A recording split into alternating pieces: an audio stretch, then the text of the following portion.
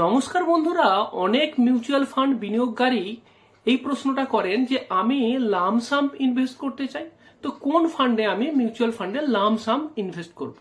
তো আজকের ভিডিওতে এই নিয়ে আলোচনা করব যে কেন অনেকেই লামসাম ইনভেস্টমেন্ট প্রেফার করেন, লামসাম ইনভেস্টমেন্টের অসুবিধাগুলো কি কি, আর লামসাম ইনভেস্টমেন্টের সঠিক পদ্ধতিটা কি, সমস্ত কিছুই আজকের ভিডিওতে ডিটেলে আলোচনা করব।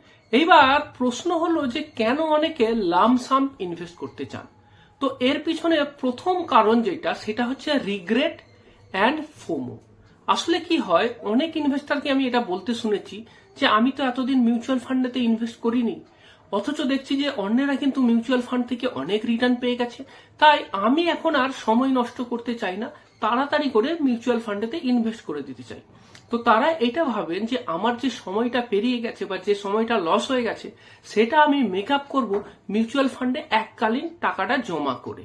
তো এইটা হচ্ছে তাদের ইনভেস্টমেন্ট করার পিছনে সাইকোলজি, এবং তাদের মনে এই ধারণাটা আছে যে অতীতের যে মিস্টেক বা অতীতের যে ভুলটা হয়ে গেছে সেই ভুলটাকে ঠিক করার সঠিক রাস্তা হচ্ছে যে এককালীন অনেকটা টাকা ইনভেস্ট করে দেওয়া।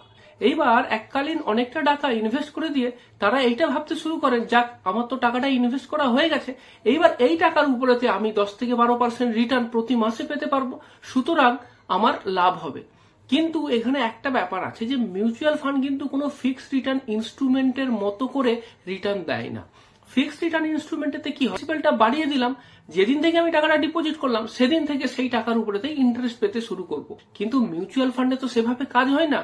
মিউচুয়াল ফান্ডেতে কি হয় যে মিউচুয়াল ফান্ডে আপনি কিছু ইউনিট কেনেন, এইবার যে দাম দিয়ে আপনি ইউনিটটা কিনছেন, আপনি যখন সেই ইউনিটটা বিক্রি করবেন তখন যদি তার দাম বেশি হয়, কেনা দামের থেকে বেশি হয়, তবেই তো আপনার লাভ। কিন্তু এককালীন ইনভেস্ট করে দেওয়ার ক্ষেত্রে সমস্যা এটাই যে আপনি যে সময়তে ইনভেস্ট করছেন এমন তো হতেই পারে যে সেই সময়তে আপনি সব থেকে বেশি দামে মিউচুয়াল ফান্ডের ইউনিট কিনলেন এবং তারপরে বেশ কয়েক বছর বা বেশ কিছু দিন আপনার মিউচুয়াল ফান্ডের এনএভি কমে গেল, তাহলে আপনার কেনা দাম বেশি কিন্তু বর্তমানে বাজার দর তার থেকে কম, তাহলে আপনার লাভ হবে কি করে? তো সেই কারণের জন্যই কিন্তু এই যে লামসাম এককালীন ইনভেস্ট করা, সেটা আপনি হয়তো চাচ্ছেন ইনভেস্ট করতে, কিন্তু সেটা আপনার জন্য আসলে প্রবলেমেটিক হতে পারে। এইবার এককালীন ইনভেস্ট করার পিছনে দ্বিতীয় যে কারণ, সেটা আসলে একটা সাইকোলজিক্যাল কারণ, আর সেটা হচ্ছে যে আমরা এককালীন টাকাটা ইনভেস্ট করে দিলে আমরা ভাবি যাক এইবার একটা ডিসিশন নেওয়া গেল, টাকাটা ইনভেস্ট হয়ে গেছে, টাকাটার একটা হিললে হয়ে গেল।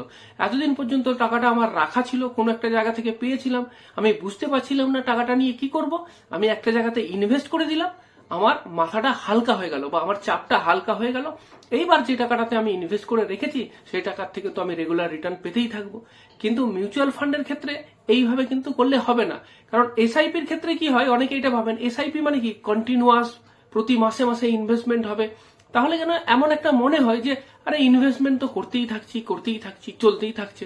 কিন্তু যদি এককালীন দিয়ে দিই, চলো ফাইনাল হয়ে গেছে, টাকাটা একবারে দিয়ে ফেলেছি। আবার অনেকে এটাও ভাবেন এরপরে যদি আবার মিউচুয়াল ফান্ডের ইউনিটের দাম বেড়ে যায়, সেটাও একটা কারণ হতে পারে। 3 নম্বর যে কারণ হতে পারে সেটা হচ্ছে সিচুয়েশনাল রিজন। সেখানে কি হয়, ধরুন আপনার একটা কিছু রিটায়ারমেন্ট বেনিফিট পেয়েছেন, পিএফ এর টাকা হতে পারে, গ্র্যাচুইটির টাকা হতে পারে, বা সুপার অ্যানুয়েশনের কোনো টাকা পেতে পারেন, সেই টাকাটা আপনি এককালীন কোথাও ইনভেস্ট করতে চান। এমন হতেই পারে কোনো প্রপার্টি বা ল্যান্ড বিক্রি করে আপনি টাকা পেয়েছেন, সেই টাকাটা আপনি এখানে গচ্ছিত রাখতে চান। 3 নম্বর হতে পারে বোনাস, ইনসেন্টিভ বা কিছু টাকা পেয়েছেন কোম্পানির থেকে, সেই কারণেও হতে পারে। অথবা এমনও হতে পারে যে আপনার কোনো ফিক্সড রিটার্ন ইনস্ট্রুমেন্ট ছিল, হতে পারে এফডি বা এলআইসি ম্যাচিওর করেছে, এইবার সেই টাকাটা আপনি মিউচুয়াল ফান্ডে ইনভেস্ট করতে চান। তো সেক্ষেত্রেও কিন্তু একটা লামসাম টাকা থাকে, তখন কিন্তু একটা ইনডিসিশন কাজ করে যে কি করব, এতগুলো টাকা সেভিং অ্যাকাউন্টে ফেলে রাখবো নাকি একেবারেই মিউচুয়াল ফান্ডেতে ইনভেস্ট করে দেবো। তো সেটাও একটা কারণ হতে পারে। সেই কারণের জন্য অনেকে এইটা খোঁজ নেন যে এককালীন অনেকটা টাকা মিউচুয়াল ফান্ডে ইনভেস্ট করতে চাই, কোন ফান্ডেতে করব। এইবার আপনাকে বলি, যদি আপনি এককালীন টাকা মিউচুয়াল ফান্ডে ইনভেস্ট করতে চান তাহলে কিন্তু তার কিছু প্রবলেম আছে। সেই প্রবলেমগুলো কি কি? প্রথম যেটা প্রবলেম এবং সব থেকে বড় প্রবলেম, সেটা হচ্ছে টাইমিং রিস্ক। কারণ কি হয় যে মিউচুয়াল ফান্ডে যখন আমরা টাকা ইনভেস্ট করছি তখন তো আমরা জানি না যে আমরা মার্কেটের সব থেকে আপ পয়েন্টে ইনভেস্ট করছি নাকি সব থেকে লো পয়েন্টে ইনভেস্ট করছি। এমন হতেই পারে যে যেই সময়তে আমি ইনভেস্ট করলাম তারপরেতেই মার্কেট ডাউন হতে শুরু করলো, তখন কিন্তু আমার সমস্যা হবে। আপনাকে আমি একটা এক্সাম্পল দিই, এই এক্সাম্পলটা দেখে আপনি বুঝতে পারবেন। মনে করুন 1 জানুয়ারি 2026-তে আপনি ডিসাইড করেছিলেন যে আপনি কিছু টাকা রাখবেন এবং সেই হিসেব করে আপনি 10 লাখ টাকা লামসামেতে ইনভেস্ট করতে চান। মনে করছি আপনি ইন্ডেক্স ফান্ডেতে ইনভেস্ট করেছিলেন। ইন্ডেক্স ফান্ডেতে ওই দিনের এনএভি ছিল 100, মানে 100 টাকা। তাহলে আপনি ওই 10 লাখ টাকা দিয়ে কতগুলো ইউনিট পেয়েছিলেন? 10 লাখ ডিভাইড বাই 100 মানে 10,000 ইউনিট। এইবার মনে করুন যে 1 জানুয়ারি 2026-এ তো আপনার ইনভেস্টমেন্ট হয়ে গেছে, সব টাকা আপনি দিয়ে দিয়েছেন। তারপরেতে মার্কেট আপও হতে পারে, ডাউনও হতে পারে। তো মনে করছি যে মার্কেট তারপর থেকে ডাউনই হতে থাকছে। কোনো মাসে 1%, কোনো মাসে 5%, 2%, এইভাবে মার্কেট ডাউন হয়ে যাচ্ছে। এবং এইভাবে চলতে চলতে আবার নভেম্বর মাসেতে গিয়ে দেখা গেল যে মার্কেট আবার আপ হয়ে গেছে এবং 1 নভেম্বর আপনার ওই মিউচুয়াল ফান্ডের এনএভি আবার 100 টাকা হয়ে গেছে। এইবার মনে করুন যদি 1 নভেম্বর আপনি ওই মিউচুয়াল ফান্ডটাকে বিক্রি করে দেন, তাহলে আপনার প্রফিট কত হবে? আপনার কোনো প্রফিটই হবে না, কারণ 1 জানুয়ারি আপনি 100 টাকার এনএভি হিসাবেতে 10,000টা ইউনিট কিনেছিলেন। আবার 1 নভেম্বরেও ওই এনএভি 100 টাকাই আছে, ওই 10,000টা ইউনিট বিক্রি করলে আপনার ওই 10 লাখ টাকাই হবে। তাহলে এই মাসেতে আপনার কিন্তু কোনো লাভ হয়নি। এইবার মনে করুন ওই একই মার্কেট আছে, কিন্তু আপনি ইনভেস্ট যখন করছেন তখন এককালীন 10 লাখ টাকা ইনভেস্ট না করে প্রতি মাসে মাসে 1 লাখ টাকা ইনভেস্ট করছেন। তো এইবার মনে করছি যে প্রথম মাসে মানে 1 জানুয়ারি যেটাতে আপনি আগে এককালীন পুরো 10 লাখ টাকা ইনভেস্ট করে দিয়েছিলেন, তার বদলেতে 1 লাখ টাকাই ইনভেস্ট করেছিলেন। এনএভি কত ছিল সেটা তো আমি বলেই দিয়েছি আগের এক্সাম্পলে, যে ওই দিন এনএভি 100 টাকা ছিল। তাহলে আপনি ওই জানুয়ারি মাসে কতগুলো ইউনিট পেতে পারবেন? 1 লাখ ডিভাইড বাই 100 মানে 1000। মানে জানুয়ারি মাসে আপনার ওই 1 লাখ টাকা দিয়ে ওই মিউচুয়াল ফান্ডেরই 1000টা ইউনিট আপনি পেয়ে গেলেন। এইবার ফেব্রুয়ারি মাসে দেখা গেল যে এই যে ইন্ডেক্স ফান্ড এর এনএভি কমে গেছে, 95 হয়ে গেছে। তাহলে কি হবে? ওই মাসে তো আপনি 1 লাখ টাকা ইনভেস্ট করেছিলেন, সেক্ষেত্রে আপনি আরো বেশি ইউনিট পাবেন। তাহলে হিসেব করে দেখা যাচ্ছে যে ফেব্রুয়ারি মাসে আপনি ইউনিট পেয়েছিলেন ওই 1 লাখ ডিভাইড বাই 95, সেটা হচ্ছে 1052.63। তো এইভাবে আমি ক্যালকুলেশন করেছি। মার্চ মাসে আমি এনএভি ধরেছি 90, তো সেক্ষেত্রে আরো বেশি ইউনিট পেলেন। তারপরে এপ্রিলতে গিয়ে আরো কমে গেছে এনএভি, ঠিকঠাক শো করছি আপনি দেখেন। আবার দেখা যাচ্ছে যে সেপ্টেম্বর মাসে গিয়ে আস্তে আস্তে আবার এনএভি একটু একটু করে বাড়ছে এবং আবার 1 অক্টোবরেতে গিয়ে আপনার এনএভি হয়ে গেছে 95 এবং সেখানে আপনি পেয়েছেন 1052টা ইউনিট এবং লাস্টে গিয়ে 1 নভেম্বরেতে গিয়ে ওটা আবার 100 হয়ে গেছে। তাহলে কি দেখতে পাচ্ছি যে এক্ষেত্রে আমি কি হলো যে 10 মাসেতে টাকাটা প্রতি মাসে অল্প অল্প করে ইনভেস্ট করেছি, একবারে এককালীন পুরো 10 লাখ টাকাটা ইনভেস্ট করিনি। তাতে আমার লাভ কি হয়েছে দেখুন। এক্ষেত্রে এই 10 মাস মিলিয়ে কতগুলো ইউনিট আমি পেয়েছি? 11,513.76 ইউনিট পেয়েছি। প্রথমে এককালীন ইনভেস্ট করাই আমি শুধুমাত্র 10,000 ইউনিট পেয়েছিলাম, কিন্তু এখানে আমি পেলাম 11,513.76 ইউনিট। এইবার ওই 1 নভেম্বরেতে যদি আমি 100 টাকার এনএভিতেই এই পুরো ইউনিটগুলো বিক্রি করে দিই, তাহলে আমি পেয়ে যাব 11,51,376 টাকা।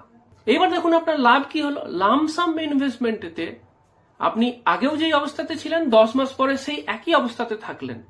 আর যদি আপনি এসআইপি করতেন ওই একই মার্কেট, আপনার ওই একই টাকা, কিন্তু যখনই আপনি ধীরে ধীরে অল্প অল্প করে ইনভেস্ট করছেন তখন আপনি ইউনিট বেশি পেয়েছেন এবং আপনার লাভ হয়ে গেছে 1,51,376 টাকা। এইবার আপনার মনে একটা প্রশ্ন আসতে পারে যে এক্ষেত্রে কি হয়েছে যে আপনি লামসাম ইনভেস্ট করার পরেতেই ইউনিটের দাম কমতে শুরু করেছে, সেই কারণের জন্য আপনি ইউনিট বেশি পেয়েছেন। কিন্তু যদি উল্টোটা হতো যে আপনি লামসাম ইনভেস্ট করার পরে ইউনিটের দাম ক্রমাগতই বাড়তে থাকতো, তাহলে তো আপনি কম ইউনিট পেতেন, তাহলে তো আপনার লাভ হতো না, বরং তাহলে সেক্ষেত্রে তো লামসামটাতে বেশি লাভ হতো। একদম ঠিক বলেছেন, সেক্ষেত্রে লামসামেতেই বেশি লাভ হতো। কিন্তু এক্ষেত্রে একটা জিনিস আমাকে ভাবতে হবে যে মার্কেট সবসময় বেশির দিকে থাকবে সেটার সম্ভাবনা বেশি, নাকি মার্কেট ফ্ল্যাকচুয়েট করবে সেটার সম্ভাবনা বেশি। যদি আমি এইরকম দেখি যে মার্কেট ফ্ল্যাকচুয়েট করছে এই সম্ভাবনাটাই বেশি, তাহলে আমার মনে হয় এসআইপিটা করাই ভালো। আর তাছাড়াও এসআইপি করলে কি হবে, পরের দিকে যদি আরো দাম বাড়তে থাকে তাহলে আমার ইউনিট আগের তুলনায় কম হবে, কিন্তু লস তো হবে না, কারণ পরের দিকে ইউনিটের দাম তো আরো বেশি, আগের ইউনিটগুলো তো আগে কম মেতে কিনেছি। তাহলে আমার যদি মার্কেট ক্রমশ বাড়তেও থাকে আগের ইউনিটগুলো তার থেকে কমেতেই দেওয়া ছিল, সুতরাং সেক্ষেত্রে আমার লাভই থাকবে। হ্যাঁ, লাভের পরিমাণটা কম হবে, কিন্তু লামসাম করে দেওয়ার পর যদি মার্কেট ডাউন হয়ে যায় সেক্ষেত্রে আমার নেগেটিভ হয়ে যাবে। তাহলে আমি নেগেটিভটা চাইবো নাকি একটু কম পজিটিভ হোক কিন্তু পজিটিভটাই চাইবো? তো সেই কারণের জন্যই এই মার্কেট ভোলাটিলিটিটাকে কম করার জন্য এসআইপি করা হয়। সেটা কিন্তু দেখা যায় যে মার্কেট যেহেতু ম্যাক্সিমাম সময়তে ভোলাটাইলই থাকে, সেই কারণের জন্যই আমরা এটা চাই যে এসআইপিতেই ইনভেস্ট করুন। এইবার মনে করুন আপনি লামসাম ইনভেস্ট করে দিলেন, তাহলে সমস্যাটা কি হবে? সমস্যাটা হবে যে আপনার ইমোশনাল স্ট্রেস থাকবে। কারণ আপনি ইনভেস্ট করার পরে যদি ইমিডিয়েটলি মার্কেট ডাউন হয়ে যায়, তাহলে আপনি যে টাকাটা ইনভেস্ট করেছিলেন তার ভ্যালু তার পরের মাস থেকেই কমতে শুরু করলো, তাহলে আপনি ইমোশনালি স্ট্রেসফুল থাকবেন। তারপরে কি হবে? আপনি রেগুলার কিন্তু এনএভি ট্র্যাক করবেন, কারণ যখনই আপনি দেখছেন যে আপনার টাকা কমতে থাকছে তখন কিন্তু আপনি রেগুলার এনএভি ট্র্যাক করবেন। এমনও হতে পারে যে আপনি মিউচুয়াল ফান্ডের প্রতি ভরসাটা হারিয়ে ফেলবেন এবং মিউচুয়াল ফান্ড থেকে এক্সিটও করে যেতে পারেন, লস করে বিক্রিও করে দিতে পারেন। অথবা এমন হতে পারে যে ফান্ডটাতে ইনভেস্ট করেছিলেন সেই ফান্ডটা না নিয়ে আবার একটা অন্য ফান্ড সেখানেতে সুইচ করতে পারেন। সেই সমস্ত জিনিসগুলো কিন্তু ঘটতে পারে যদি এককালীন ইনভেস্ট করার পরে এই রকম ঘটনা ঘটে যায়। তো সেইটাকে অ্যাভয়েড করার জন্য মিউচুয়াল ফান্ডে ইনভেস্ট করার সময় এসআইপি ইনভেস্ট করাই ভালো। তাছাড়া লামসাম ইনভেস্টমেন্টে আরো একটা সমস্যা আছে, সেটা হচ্ছে অপরচুনিটি কস্ট। মনে করুন আমি আগের যে এক্সাম্পলটাতে দিয়েছিলাম যে আপনি এককালীন 10 লাখ টাকা ইনভেস্ট করেছিলেন 100 এনএভিতে, তারপরের মাসে দেখা যাচ্ছে দাম কমে গেছে, কিন্তু তখন কি আপনার হাতে কিছু টাকা আছে? কিছু নেই, কারণ আপনি পুরো 10 লাখ টাকা ইনভেস্ট করে দিয়েছেন। আপনার তখন হাত খালি, দাম কমে গেছে, এইটাকে আপনি আর তখন কাজে লাগাতে পারবেন না, কারণ আপনার তো পুরো টাকাই চলে গেছে। তো সেই কারণের জন্যই আমার কাছে যদি কিছু টাকা থেকে যেত তাহলে কি হতো, যখন দাম কমেছিল তখন তো আমি কিছু কিনতে পারতাম, কিন্তু এইখানেতে কিন্তু সেই সুযোগটা আর থাকছে না। তাছাড়া আপনার কাছে যদি টাকা থেকেও যায় না, এককালীন অনেকটা টাকা ইনভেস্ট করে লস হয়ে যাওয়ার পর বাকি যে টাকাটা থাকছে, খুব কম মানুষেরই হিম্মত হবে যে বাকি যে টাকাটা আছে সেটাকে আবার ওখানে ইনভেস্ট করা। সুতরাং ওই কারণের জন্যই এককালীন বড় টাকা দিয়ে তারপরে যদি ভ্যালু কমে যায় তখন কিন্তু আপনি ডিমোটিভেটেড হয়ে যাবেন। কিন্তু অল্প অল্প করে দিলে কি হবে, এই যে কম বেশিটা এটা বেশি গায়ে লাগবে না। এইবার তাহলে প্রশ্ন আসে যে লামসাম মানে কি খারাপ? না, এমনটা কিন্তু নয়। লামসাম কিন্তু সবসময় খারাপ না। কিছু কিছু কেস আছে যে ক্ষেত্রে লামসাম কিন্তু একটা এফেক্টিভ ভাবে কাজ করতে পারে। প্রথম, মার্কেট সিগনিফিক্যান্টলি কারেক্ট হয়ে গেছে, মানে কি, মানে মার্কেট অনেকটাই পড়ে গেছে, তো সেই সময়তে আপনি চাইলে একটু লামসাম ইনভেস্ট করে দিতে পারেন। 2 নম্বর, এই সময় যদি মনে হয় যে মার্কেটের ভ্যালুয়েশনটা লো আছে, যেমন ধরুন কোভিড এর সময়তে ভ্যালুয়েশন অনেক নিচে নেমে গেছিল, তো সেই সময়তে আপনি লামসাম ইনভেস্ট করতে পারেন।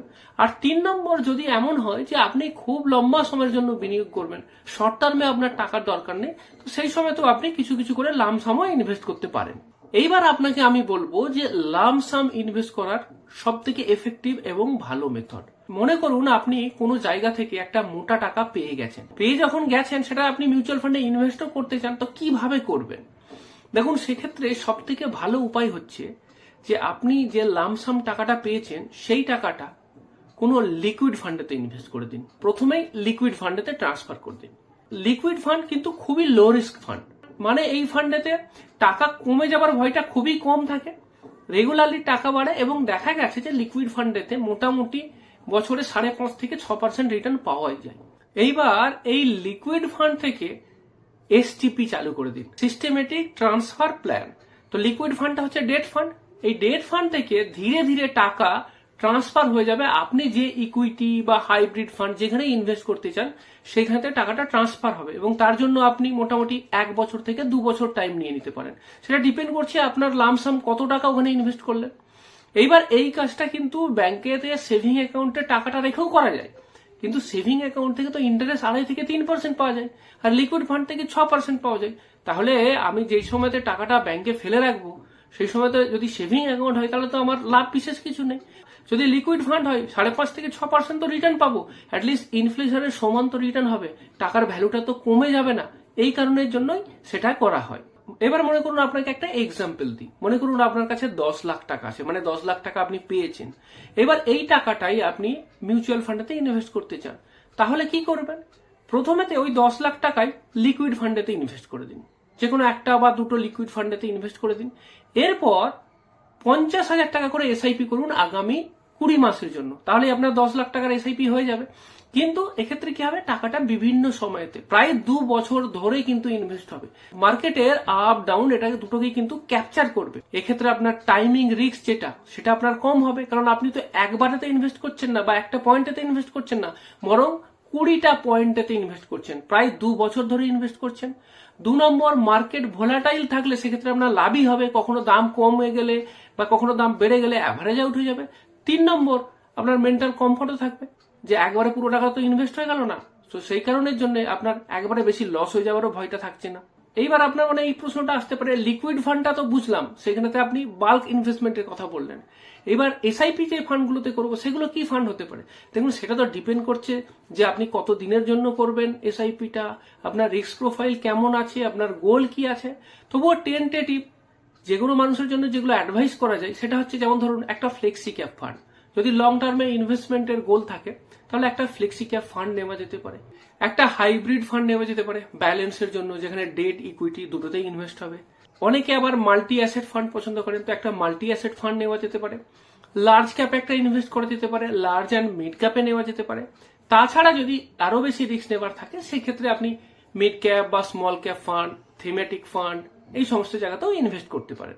এইবার এই মিউচুয়াল ফান্ড সম্বন্ধে যদি আপনি পার্সোনালাইজড ইনভেস্টমেন্ট অ্যাডভাইস পেতে চান, তাহলে আপনি আমার স্ক্রিনে দেওয়া নম্বরেতে যোগাযোগ করতে পারেন। আমার নাম শিশির, আমি একজন NISM certified mutual fund distributor.